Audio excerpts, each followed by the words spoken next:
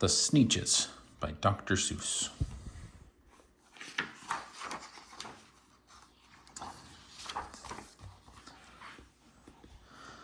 Now, the star-belly Sneetches had bellies with stars. The plain-belly Sneetches had none upon theirs. Those stars weren't so big, they were really so small, you might think such a thing wouldn't matter at all. But because they had stars, all the plain-belly Sneetches would brag, "We're the best kind of Sneetch on the beaches." With their snoots in the air, they would sniff and they'd snort, "We'll have nothing to do with the plain-belly sort." And whenever they met some when they were out walking, they'd hike right on past them without even talking.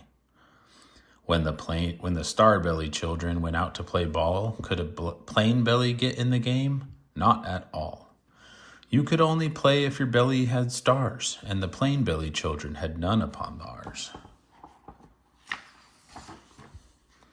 When the star-belly Sneetches had Frankfurter roasts, or picnics, or parties, or marshmallow toasts, they never invited the plain-belly Sneetches. They left them out cold in the dark of the beaches. They kept them away, never let them come near, and that's how they treated them year after year.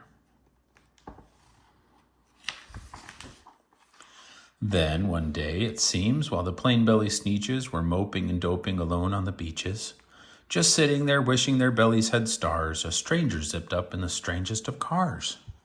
"My friends," he announced in a voice clear and keen, "my name is Sylvester McMonkey McBean, and I've heard of your troubles, I've heard you're unhappy, but I can fix that. I'm the fix-it-up chappie. I've come here to help you, I have what you need, and my prices are low, and I work at great speed, and my work is 100% guaranteed."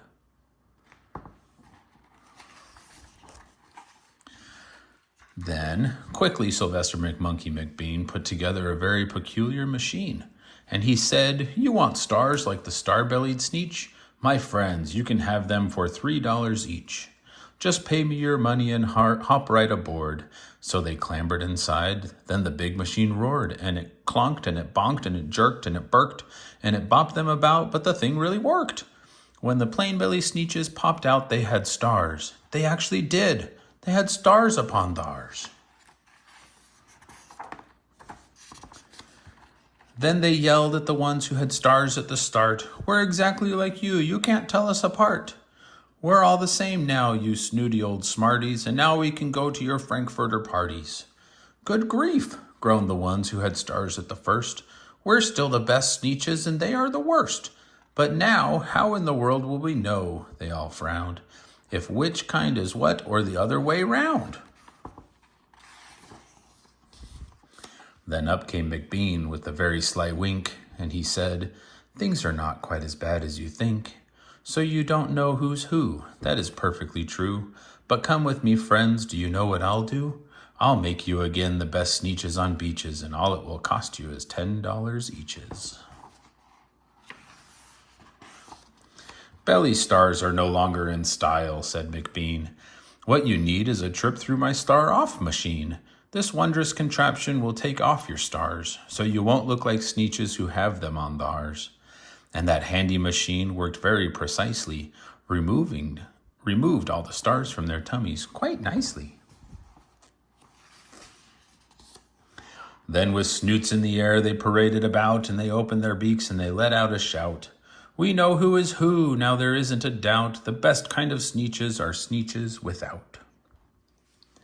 Then, of course, those with stars all got frightfully mad. To be wearing a star now was frightfully bad. Then, of course, old Sylvester McMonkey McBean invited them into his star-off machine.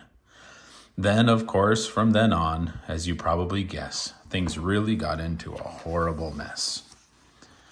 All the rest of that day on those wild screaming beaches, the fix-it-up chappie kept fixing up Sneetches. Off again, on again, in again, out again. Through the machines they raced round and about again, changing their stars every minute or two. They kept paying money, they kept running through, until neither the plain nor the star-bellies knew whether this one was that one or that one. Whether this one was that one or that one was this one, or which one was what one, or what one was who. I normally read that better. Darn. Then, when every last cent of their money was spent, the fix-it-up chappie packed up, and he went. And he laughed as he drove in his car up the beach.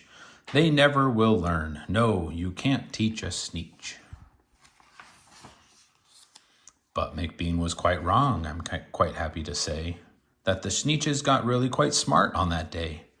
That the day they decided that Sneetches are Sneetches, and no kind of Sneetch is the best on the beaches. That day all the Sneetches forgot about stars, and whether they had one or not upon theirs.